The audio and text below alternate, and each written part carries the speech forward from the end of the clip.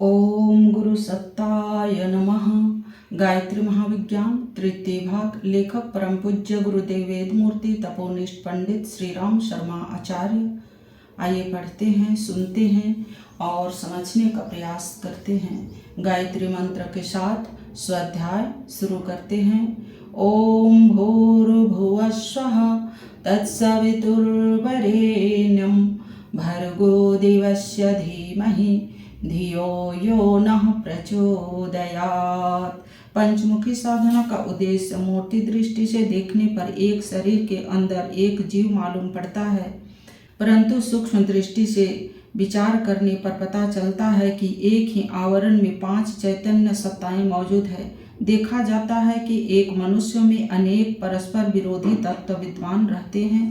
जब जो तत्व प्रबल होता है तो उसके आधार पर वह अपनी दृष्टि के अनुसार पूर्ण तत्परता से काम करता है। देखा गया है कि एक मनुष्य बड़ा लोभी है, खाने और पहनने में बड़ी कंजूसी करता है, पैसे को दांतों से दबाकर पकड़ता है, परंतु वही व्यक्ति अपने लड़के लड़कियों के विवाह शादी का अवसर आने पर इतनी फिजूल खर्ची करता है कि धन को होली की तरह फूंक देता है। यह परस्पर विरोधी बातें एक ही व्यक्ति में समय समय पर प्रकट होती है। एक समय में एक व्यक्ति बड़ा दयालु होता है, दूसरे के साथ बड़ी उदारता एवं सज्जनता का व्यवहार करता है, परंतु दूसरे समय में किसी के प्रति ऐसा अनुदार एवं दुर्जन बन जाता है कि इन दो प्रकार की भिन्नताओं में संगीत बिठाना कठिन हो जाता है। वही व्यक्ति बहुत संयमी एवं सदाचारी होता है, पर कभी कभी उसी का वह व्यक्तित्व प्रबल हो जाता है, जिसके कारण वह दुराचार में लिप्त हो जाता है। इसी प्रकार आस्तिकता, नास्तिकता, रूढ़िवादिता, दयालुता, निष्ठुरता, सदाचार, दुराचार, सत्य, असत्य, लोभ, त्याग, मूर्खता, बुद्धिमता, निष्कपटता, चंचलता के परस्पर विरोधी रूप समय समय पर मनुष्यों में प्रकट होते हैं। इन विसंगतियों को देखकर अक्सर ऐसा अनुमान लगाया जाता है कि अमुक व्यक्ति वास्तव में एक प्रकार है, दूसरा रूप तो उसने धोखा देने के लिए बनाया है। प्रायः बुराई के आधार पर मनुष्य का वास्तविक रूप माना जाता है और उसमें जो अच्छाई थी उसे ढोंग कह दिया जाता है। कोई व्यक्ति दानी भी है तो भी आमतौर पर उसे सब लोग चोर मानेंगे और ख्याल करेंगे कि दान का ढोंग तो उसने दूसरों को भ्रम में डालने के लिए रचा है, परंतु वास्तविकता ऐसी नहीं है। कोई व्यक्ति केवल मात्र आडंबर के लिए अपना समय, श्रमदान आदि अधिक मात्रा में खर्च नहीं कर सकता। जब किसी दिशा में विशेष तत्परता एवं श्रद्धा होती है तभी उसके लिए अधिक त्याग एवं श्रम किया जाना संभव है। बात यह है कि एक ही शरीर में कई शक्तियों का निवास होता है। एक घोंसले में कई बच्चे साथ रहते हैं, परंतु बाहर से घोंसला एक ही दिखाई पड़ता है। गूलर के फल के भीतर भुनगे उड़ते रहते हैं, पर बाहर से उनकी प्रतीत नहीं होती। उसी प्रकार इस देह के अंदर कई प्रकृतियों, स्वभावों और रुचियों के अलग अलग व्यक्तित्व रहते हैं, प्रणालियां अलग अलग होती है। इस तरह मनुष्य की अंतरंग प्रवृत्तियां भी अधिक दिशाओं में चलती है। सिर एक है पर उसमें नाक, कान, आँख, मुंह, त्वचा की 5 इंद्रियां अपना काम करती है। हाथ एक है पर उसमें 5 उंगलियां लगी रहती है, पांचों का काम अलग अलग है। बीना एक है पर उसमें कई तार होते हैं। इन तारों की संतुलित झंकार से ही कई स्वर लहरी बजती है। हाथों की 5 उंगलियों के सम्मिलित प्रयत्न से ही कोई काम पूरा हो सकता है। सिर में यदि 5 ज्ञानेंद्रियां जुड़ी न हो तो मस्तक का कोई मूल्य न रह जाए, तब खोपड़ी भी कुल्हों की तरह एक साधारण अंगमात्र रह जाएगी। विसंगतियों का एकीकरण ही जीवन है। इन भिन्नताओं के कारण ही जीवन में चेतना, क्रियाशीलता, विचारशीलता, मंथन और प्रगति का संचार होता है। सूक्ष्मदर्शी ऋषियों ने अपने योग बल से जाना कि मनुष्य के शरीर में 5 प्रकार के व्यक्तित्व, 5 चेतना, 5 तत्व विद्यमान, इन्हें 5 कोश कहते हैं। शरीर 5 तत्वों का बना है। इन तत्वों की सूक्ष्म चेतना ही पंचकोश कहलाती है। यह पांचों पृथक पृथक होते हुए भी एक ही मूल केंद्र में जुड़े हुए हैं। गायत्री के 5 मुखों का अलंकार इसी आधार पर है। मानव प्राणी की 5 प्रकृतियां है। यही गायत्री के 5 मुख हैं। यह पांचों मुख एक ही गर्दन पर जुड़े हुए हैं। इसका तात्पर्य यह है कि पांचों कोष एक ही आत्मा से संबंधित है। महाभारत के आध्यात्मिक गूढ़ रहस्य के अनुसार 5 पांडव शरीरस्थ 5 कोष ही है। पांचों की एक ही द्रौपदी है। 5 कोषों की केंद्र शक्ति एक आत्मा है। पांचों पांडवों की अलग अलग प्रकृति है। पांचों कोषों की प्रकृति अलग अलग है। इस पृथकता को जब एक रूपता में संतुलित समस्वरता में ढाल दिया जाता है तो उनकी शक्ति अजय हो जाती है। पांचों पांडवों की एक पत्नी, एक निष्ठा, एक श्रद्धा, एक आकांक्षा हो जाती है तो उनका रथ हाँकने के लिए स्वयं भगवान को आना पड़ता है और अंत में उन्हें ही विजयश्री मिलती है। 5 कोषों को मनुष्य की पंचघा प्रकृति कहते हैं। पहला शरीर अभ्यास, दूसरा गुण, तीसरा विचार, चौथा अनुभव, पांचवा सत। इन 5 चेतनाओं को ही अन्नमय, प्राणमय, विज्ञानमय, मनोमय और आनंदमय कोष कहा जाता है। यही गायत्री के 5 मुख है। साधारणतया इन पांचों में एक स्वरता नहीं होती।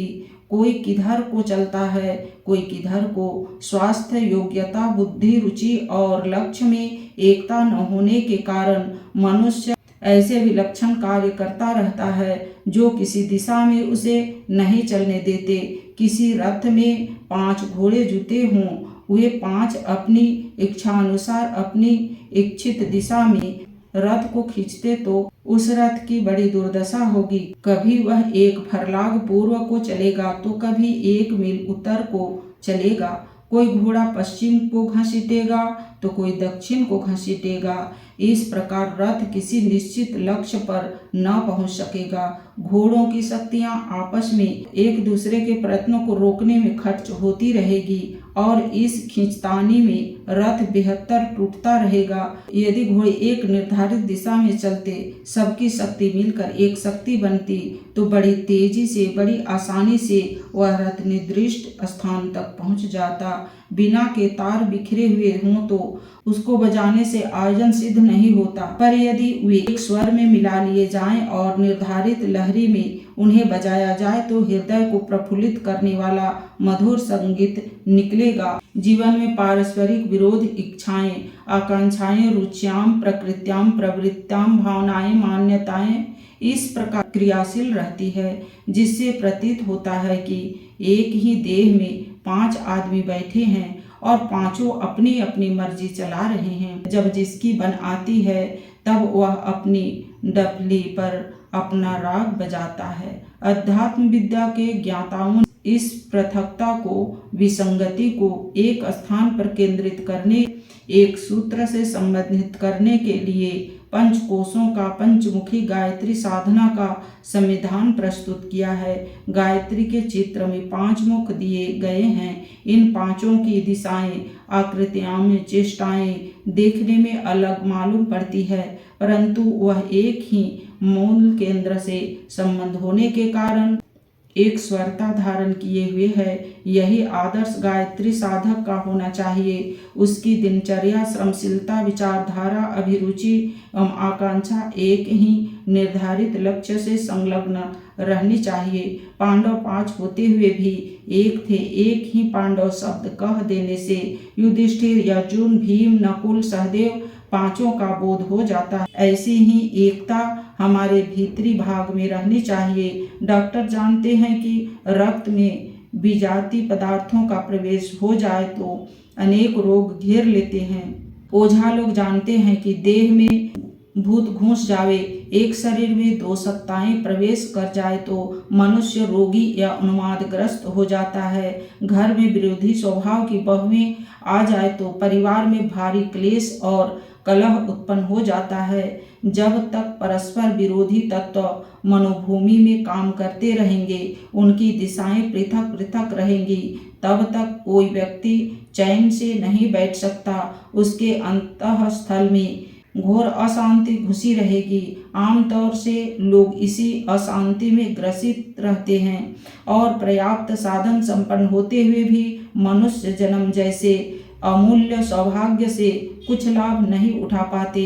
आंतरिक विरोधों से उत्पन्न हुई गुत्थाम भी उनके लिए एक समस्या बन जाती है और मृत्यु समय तक सुलझ नहीं पाती। गायत्री की पंचमुखी साधना का उद्देश्य आंतरिक विरोधों को मिटाकर उनमें समस्वरता की स्थापना करना है। अंतर में सत असत की रस साक्षी होती है।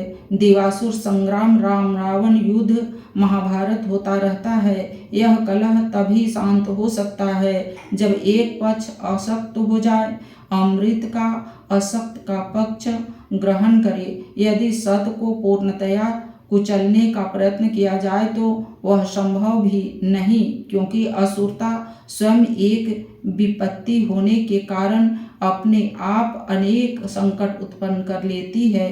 दूसरे, सत की स्थिति आत्मा में इतनी सुदृढ़ है कि उसमें पूर्णतया कुचलना संभव नहीं है। इसलिए आंतरिक संघर्षों की समाप्ति का एक ही उपाय है, सत का समर्थन एवं पोषण करके इसे इतना प्रबल लिया जाए कि असक्त को उसे संघर्ष का साहस ही न हो। लड़ाकू बकरा जब अपने सामने सिंह को खड़ा देखेगा तो उसे लड़ने की हिम्मत न होगी। आसुरी तत्व तभी तक प्रबल रहते हैं जब तक दैवी तत्व कमजोर होते हैं। जब साधना द्वारा सतोगुण को पर्याप्त मात्रा में बढ़ा लिया जाता है तो फिर असुरता अपने हथियार डाल देती है और शांति का शासन स्थापित हो जाता है। पंचकोशों की जो साधनाएं पीछे बताई गई है वे मनुष्य की 5 महाशक्तियों को विनाशकारी मार्ग पर जाने से रोकती है, उन्हें नियंत्रण में लाकर उपयोगी दशा में लगाती है। सर्कस वाले खूंखार शेर चीतों को जंगल में से पकड़ लाते हैं और उन्हें इस प्रकार साधते हैं कि वे जानवर किसी प्रकार का नुकसान पहुंचाना तो दूर, उल्टे उन साधने वालों को प्रचुर धन तथा यश मिलने के माध्यम बन जाते हैं। 5 कोश पंचशेर हैं। इन्हें साधने के लिए सर्कस वालों की तरह गायत्री साधकों को भी अटूट साहस, अविचल धैर्य एवं सतत प्रयत्नशीलता को अपनाना होता है। इस साधना का आरंभ काफी कठिनाइयों और निराशाओं से भरा हुआ होता है, परंतु धीरे धीरे सफलता मिलने लगती है और गायत्री साधक जब इन 5 महासिंहों को, पंचकोशों को वश में कर लेता है तो उसे अनंत ऐश्वर्य एवं अक्षय कीर्ति का लाभ होता है। सर्कस के शेरों की अपेक्षा इन आत्मिक सिंहों की महत्ता अनेक गुनी है, इसलिए उनके सध जाने पर सर्कस वालों के अपेक्षा लाभ भी असंख्य गुने हैं। कायर इस साधना की कल्पना मात्र से डर जाते हैं, पर वीरों के लिए आपत्तियों से भरा हुआ परम पुरुषार्थ ही आनंददायक होता है। कोशों के संतुलित, अविकसित, अनियंत्रित रहने से मानव अंतःकरण की विषम स्थिति रहती है। उसमें परस्पर विरोधी विचारधाराएं, भावनाएं और रुचियां उभरती और दबती रहती है। गायत्री साधना से इनमें एकता उत्पन्न होती है और अंतर के समस्त संकल्प विकल्पों की उधेड़ बूंद समाप्त होकर एक सुव्यवस्थित गतिशीलता का आविर्भाव होता है। यह व्यवस्थित गतिशीलता जिस दिशा में भी चलेगी उसी दिशा में आशाजनक सफलता मिलेगी। योग साधना का सबसे बड़ा लाभ मानसिक स्थिति का परिमार्जित हो जाना है। परिमार्जित मनोभूमि एक प्रकार का कल्प वृक्ष है जिसके कारण वह सभी वस्तुएं प्राप्त हो जाती है जो मानव जीवन के लिए उपयोगी, आवश्यक, लाभदायक एवं आनंदवर्धक है। 5 व्यक्तियों को एक ही व्यक्तित्व से संयुक्त कर देना एक ऐसा महत्वपूर्ण कार्य है जिसके द्वारा अपनी शक्ति 5 गुनी हो जाती है। चूंकि यह केंद्रीकरण सतोगुण के आधार पर किया जाता है, इसलिए सात्विक आत्मबल की प्रचंड अभिवृद्धि से पंचमुखी गायत्री साधना का साधक महामानव, महापुरुष, महाआत्मा बन जाता है। आज की वीडियो में इतना ही। लाइक, सब्सक्राइब और शेयर करें। धन्यवाद। ओम शांति।